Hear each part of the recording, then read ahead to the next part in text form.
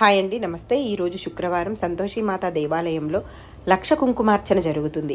ఈ సంతోషీమాత అష్టోత్తరం చదువుకుంటూ ఈ లక్ష కుంకుమార్చన చేయాలి. అష్టోత్తర నామాలు 108 నామాలు ఉంటాయి.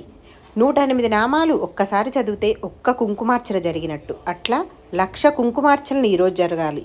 సాయంత్రం వరకు ఈ మహిళలు చేస్తూనే ఉంటారు.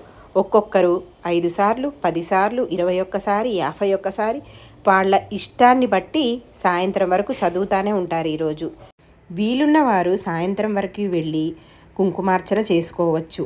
మీరు చూస్తారని మీకు తెలుస్తుందని నేను ఈ వీడియో అప్లోడ్ చేస్తున్నాను. నమస్తే.